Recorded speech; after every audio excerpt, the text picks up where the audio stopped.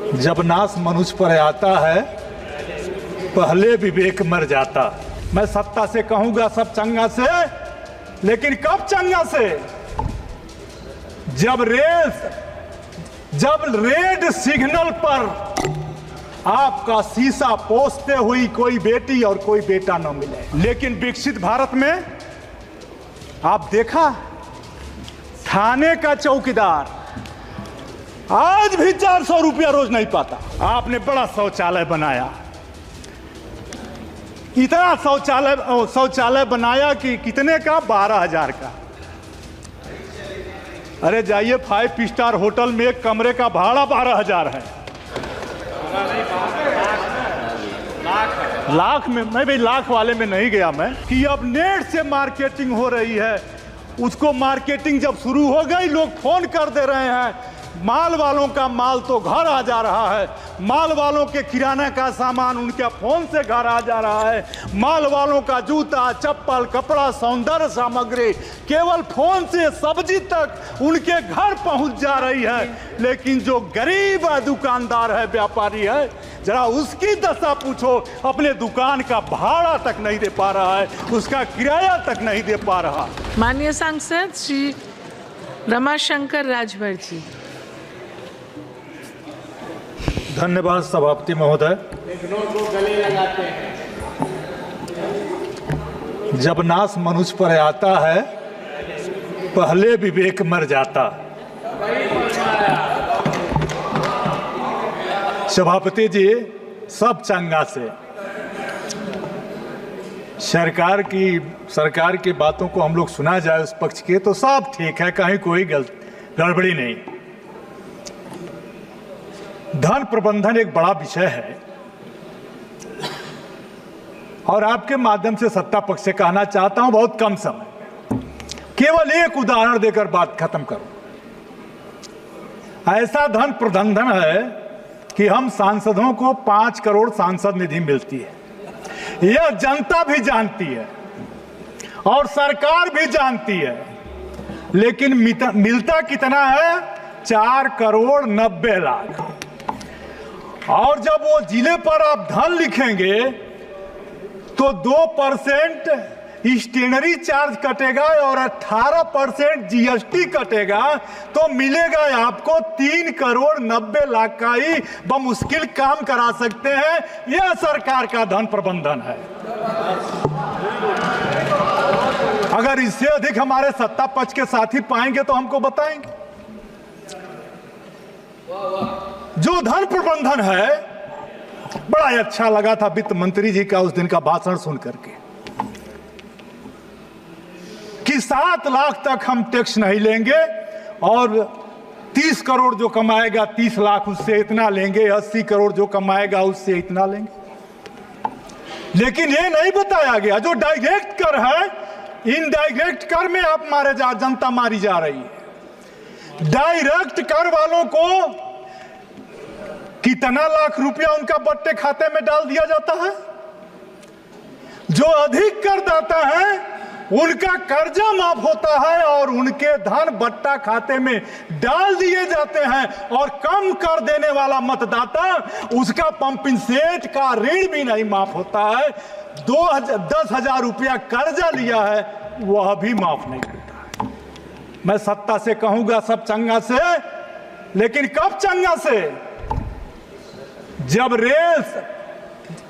Red signal पर आपका शीशा पोंछते हुई कोई बेटी और कोई बेटा न मिले।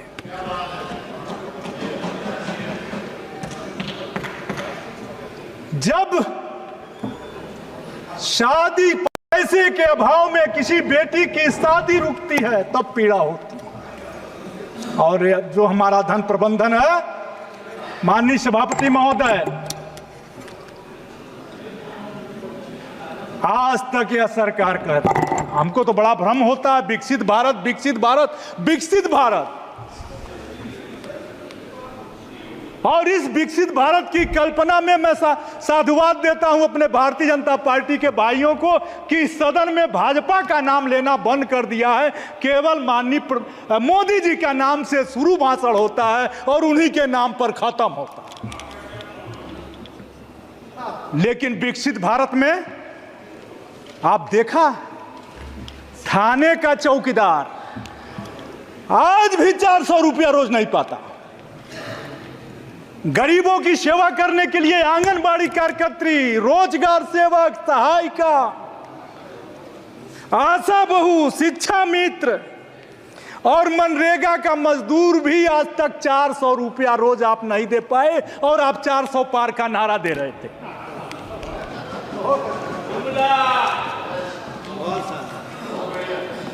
आपने बड़ा शौचालय बनाया, इतना शौचालय बनाया कि कितने का? 12,000 का। अरे जाइए 5 स्टार होटल में एक कमरे का भाड़ा 12,000 है। लाख में मैं भी लाख वाले में नहीं गया मैं। हाँ, ये जरूर है कि आप जल नल से पानी दे रहे हैं फ्री में, तो छाती पीटा जा रहा है। लेकिन ये अभी तो देखें कि 1,000 रुपया 1 लीटर पानी और 50 रुपये में 1 लीटर दूध मिल रहा। मैं आपसे अदब और तमीज से कहना चाहता हूं माननीय सभापति महोदय, टैक्स, इनडायरेक्ट टैक्स किस तरह से आता है? सभी सांसद हमारे बैठे हैं, और सरकार के लोग भी अगर बड़ी गाड़ियों से न जा रहे हों तो हर शहरों में लेबर बाजार लग रहा, और वहां 400, 500, 1,000 लेबर। और कोरोना के बाद जो आपने की व्यवस्थाओं से हजारों किलोमीटर लोग पैदल चले। ट्रेन हमारी थी लेकिन लोगों को पैदल चलना पड़ा, मरे, सारे रोजगार बंद हुए, और वह लोग जो लेबर हैं वो काम के अभाव में इतने महंगे सीमेंट, छड़, मालिक घर बनाना बंद कर दिए। और ज्यों ही वो भी जाते हैं, जान लेना शाम को शराब पर आप सबसे अधिक टैक्स लेते हो, और वो लेबर भी शराब पीकर आपको टैक्स देता है और कर प्रबंधन में, धन प्रबंधन में आपकी मदद करता है। लेकिन आपने उसके बच्चे के पढ़ने के जब इंतजाम का समय आया तो उस पर आप जीएसटी लगाते हो कॉपी और किताब में। इन्वेस्ट की बात होती है, मैं समय नहीं लूंगा, मेरे दल के दूसरे साथी को बोलना होगा। इन्वेस्ट के नाम पर उत्तर प्रदेश में जब से सरकार बनी है, करीब 7 बरस से, रोज इन्वेस्टर बुलाए जाते हैं कि आएंगे, इन्वेस्ट करेंगे और हमारा विकास होगा, हमारा धन बढ़ेगा। लेकिन इन्वेस्ट पर कितने करोड़ रुपया खर्चा हुए? जितने करोड़ रुपया खर्चा हुए उतने का भी निवेश हमारे प्रदेश में नहीं हुआ। आप निवेश ठीक करेंगे नहीं, आप उधार देंगे, उधार लेंगे नहीं,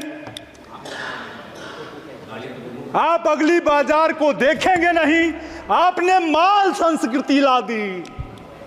आप भूल गए कि छोटा व्यापारी 1,000 रुपए में किराए की दुकान लेता है, 500 रुपया, 1,000 रुपया उस दुकान का भाड़ा देता है। छोटी दुकान खोला था और आपने ऐसा बढ़ावा दे दिया कि अब नेट से मार्केटिंग हो रही है।